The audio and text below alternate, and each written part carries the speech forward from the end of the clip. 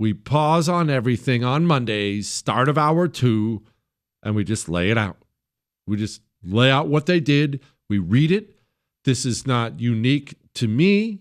I didn't do any of these things. I'm not one of these guys. You can do this, is what I'm saying. In your home, with your kids, with the sports team you coach, with a class you teach. You can talk about heroes, and we should.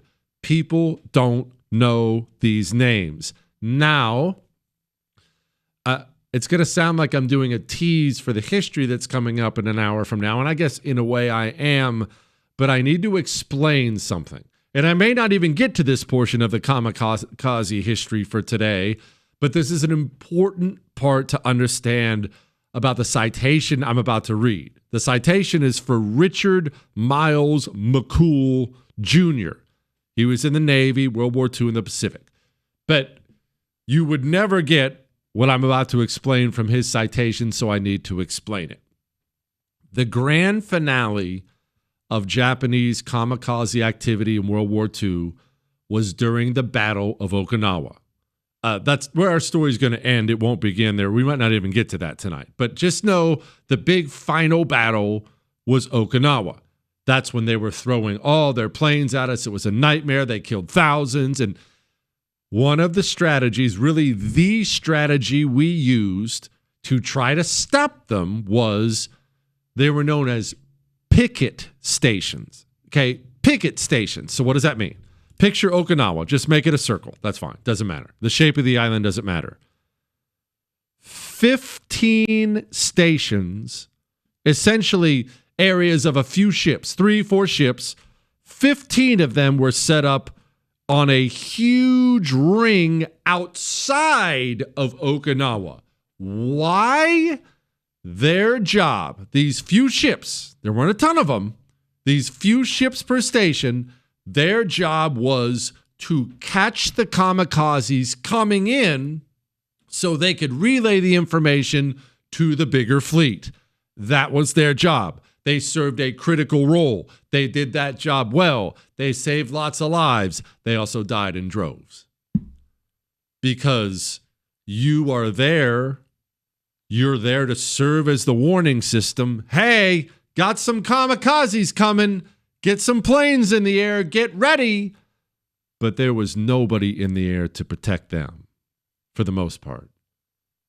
The guys at the picket stations died in droves due to kamikaze attacks.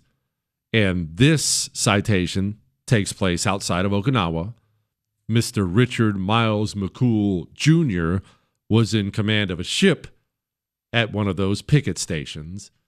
And here's what he did. Ready, aim, fire. Honoring those who went above and beyond. It's Medal of Honor Monday.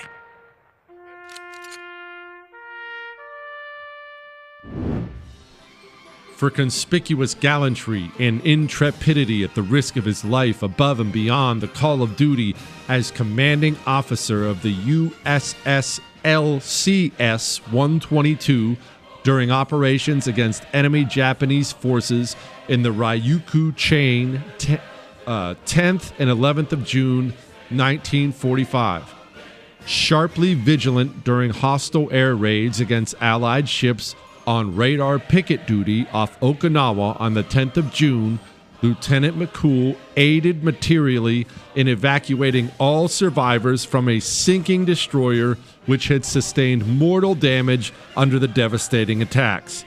When his own craft was attacked simultaneously by 2 of the enemy's suicide squadron early on the evening of the 11th of June, he instantly hurled the full power of his gun batteries against the plunging aircraft, shooting down the first and damaging the second before it crashed his station in the conning tower and engulfed the immediate area in a mass of flames. Although suffering from shrapnel wounds and painful burns, he rallied his concussion shock troops and initiated vigorous firefighting measures, and then proceeded to rescue several of the trapped in a blazing compartment, subsequently carrying one man to safety despite the excruciating pain of additional severe burns. Unmindful of all personal danger, he continued his efforts without respite until aid arrived from other ships and he was evacuated. By his staunch leadership, capable direction, and indomitable determination throughout the crisis, Lieutenant McCool saved the lives of many who otherwise might have perished and contributed materially to the saving of his ship for further combat service. His valiant spirit of self-sacrifice in the face of extreme peril sustains and enhances the highest traditions of U.S. naval service. Now, you and me, we're going to dig into a lot of kamikaze stuff at the start of next hour, so I won't go into all of it, but just this particular instance. First, when our ships were hurt, wounded, it's just awesome to read the stories about how every other ship in the area would rally to its side immediately. Immediately, everyone in it together. They would pull up beside it and they'd be spraying it down to put out fires. They're pulling people out of the water. And they're doing this. This is what was happening with Commander McCool here, Lieutenant McCool. I guess he achieved captain at some point. I'll call him Captain. Captain McCool.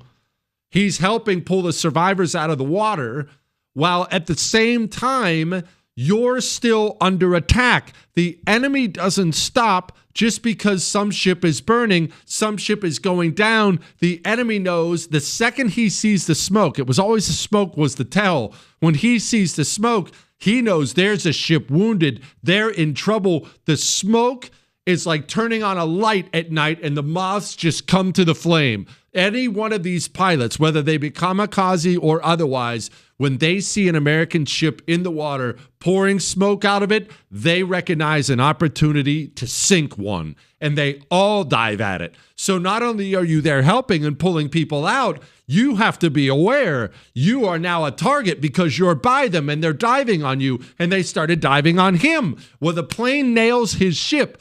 By the grace of God, and this happened, I don't know that I would say often. I've read a bunch about it during my extensive research for this show tonight. The plane blew up, but the bomb itself, sometimes it would go off in the ship. Other times, just God looking out for you that day, it would go through it and then blow up, travel all the way out the bottom or out the side. That's what happened here. It blows up. McCool, when he wakes up, he's alone and burnt. And they said he had shrapnel wounds. He's still, to the day he died, I think he died in 2008. He's buried at the cemetery at Annapolis, by the way, the Naval Academy. He died with a piece of his own bone. They think it was his bone, but a piece of someone's bone stuck in his liver that they could never remove. That he wakes up dazed beyond belief, burnt, shrapnel all over his body, and then proceeds, and we'll go into this more probably next hour if I can get to all of it today. He then proceeds to fight a raging inferno while dragging men out of burning areas. Everything's hot, carries a guy out. And you know the most amazing, well, not the most amazing part, but one of the most amazing parts of this story, he didn't remember any of it. He was so concussed, so messed up from that explosion that when people started telling him stories, dude, you're a hero, you're a hero, you're a hero. He's like, I'm not sure about that. I don't remember any of that. I don't remember any of that. But everyone who was there kept telling the same story. Hey, this McCool guy's a freaking beast. He's yanking people out. They finally, Truman was the one who gave it to him. Truman gave him the Medal of Honor, and he, to the day he died, didn't really remember doing any of it. Wild, right?